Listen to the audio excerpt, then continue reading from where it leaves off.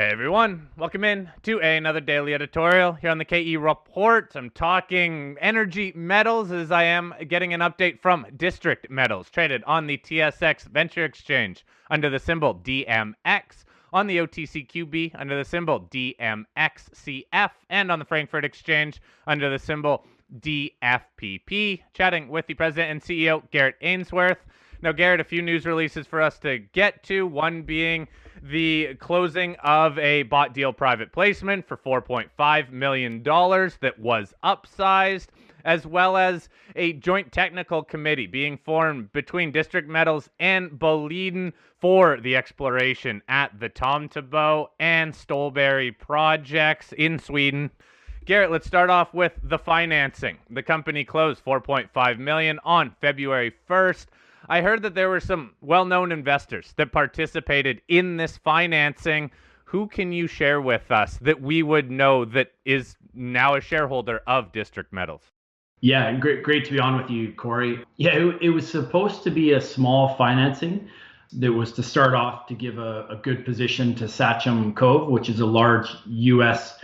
uranium fund. And then it kind of grew from there. We had demand of over $8 million for the financing, but we tried to keep it as low as possible. So we capped it at 4.5. We also had Cap come back in. They have over 10% of District Metals, probably around 11%. Also Broma Capital came back in. So that's Harry Lundin. Extract Capital, they're a fund out of New York. Well, and then also mentioned there's some very, very well-known industry people that also took large positions, but I can't speak to their name right now, but they'd be very well known to pretty much everyone. So, I mean, it was largely the financing was taken by institutional funds, and the support was incredibly good and positive for the company. Now, Garrett, with this cash injection, then what are your plans? Do you increase the budget? What do you do with this money that the company now has? So part of the reason for the financing was to bring in TSX.V because they're an excellent investor to have on your registry, and then also to top up some of the other funds I was mentioning. So we don't actually need the money to increase, exploration or anything like that, because obviously we have Boliden funding our Tomtebo and Stollberg properties that Stollberg belongs to Boliden. So, obviously we've increased the marketing investor relations approach for 2024. I'll be going to a lot of conferences this year and just getting the awareness and keeping people updated about the status of the uranium moratorium in Sweden. Obviously, that will be a huge inflection point for District Metals if that moratorium gets lifted, and it looks like there's a good chance that'll happen this year.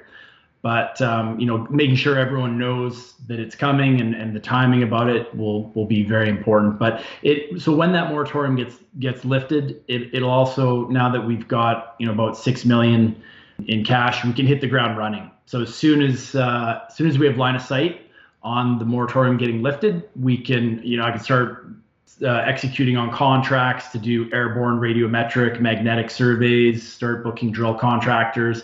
And we're just going to go really hard at exploration in Sweden for uranium. I guess let's talk about the moratorium then. In Sweden, you've been my go-to to provide me some updates on any progress here. What can you tell me? What have you heard recently? Yeah, again, I know way too much about Swedish politics. Yeah, the latest article that came out on the moratorium was on January 29th. It featured a member of parliament, Mats Green, who is part of the coalition, so the majority party, and they were quoted as saying that they're looking to put out an official statement on a proposition to lift the uranium ban within the coming weeks. Now, that was just over 3 weeks ago, so obviously, we haven't heard anything. It's gone radio silent. But I mean, the politicians are definitely on their own time schedule, but the messaging that we're waiting for hopefully will come within weeks.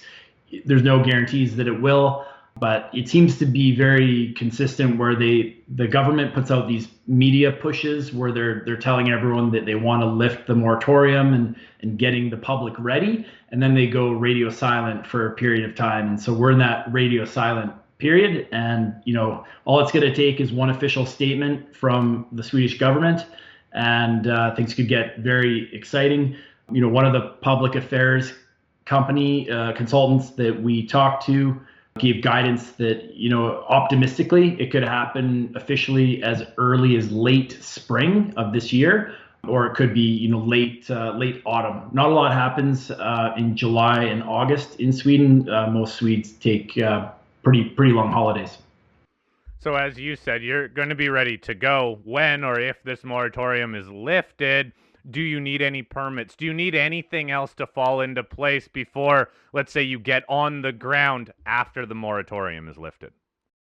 Yeah, there'll be the normal work plan applications for drilling, and those take between 4 to 6 weeks to get a drilling permit in Sweden. At least that's been our experience at Tomtebo and our other project in the Bergslagen. But we don't need permits to start airborne geophysical work or to go on the ground and prospect and boulder sample, outcrop sample, that kind of stuff. So that kind of work can start immediately as soon as we have line of sight on this moratorium and when it could be lifted. All right, let's also talk about the other recent news. February 20th, the announcement that District Metals and Boliden formed the Joint Technical Committee and approved the 2024 exploration budget at Tomtebo and Stollberg projects. Exploration budget of $2 million here to be spent between the two assets. What's going to happen at each? Yeah, so I've been waiting almost 2 years to get the drill rig back to Tomtebo. It's really exciting. Hein and I are really, looking forward to see what we come up with in this drill program. It's funded by Boliden, District Metals. We are the operator. We'll be drilling about 2,250 meters within 6 to 8 holes. 3 of those holes will be at the Steffenberg zone, which is one of our last drill holes there, hole 38 from 2022, hit 25.5 meters of 8.2% zinc equivalent, and it included just on the outside of the massive sulfides, a really high grade interval of 0.4 meters of 384 grams per ton gold and about 855 grams per ton silver. That's wide open at depth. So we've got 3 aggressive step outs from that hole 38, about 100 meter step outs, down dip and kind of down dip and somewhat laterally of that. And the really cool part about this drill program is we have access to Boliden's proprietary downhole electromagnetic survey, which was developed, largely around some of the exploration that they did in discovering new deposits at the Garpenberg mine or the Garpenberg mine. So the key thing is that it's able to pick up extremely low levels of conductivity, which is exactly what these targets are, because there's a lot of zinc, which means there's a lot of sphalerite. Sphalerite is not conductive, but the galena and some of the other sulfides, galena is like the lead sulfide, are conductive. So they will show up as a very weak conductor.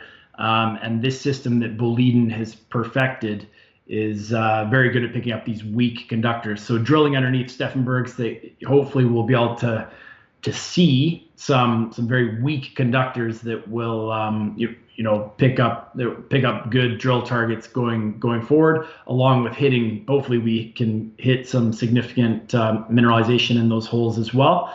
The remaining drill holes, being 3 to 5, will be stepping out to the east and west of the historic Tomtebo mine, and we'll be targeting the VMS, volcanic massive sulfide mineralized horizon, which is being inferred from mapping and from geophysics. And so they're more exploratory in nature. They're not going to be as deep. We just need to really pinpoint this contact, which is really two different rhyolite sequences, and that's the sweet spot where the massive sulfides are hiding out in the Steffenberg zone and other parts of the Tomtebo mine. So this is just the start of this JV that will be formed if Boliden earns up to their 85% interest. They need to spend $10 million by the end of October 2027. This deal was signed at the end of October last year, so that 4-year period. Because it's so early on here, what should we expect? Or what's the best case in terms of progress for this exploration that's ongoing here that does actually sound fairly early stage when you consider Boliden's just getting on the ground?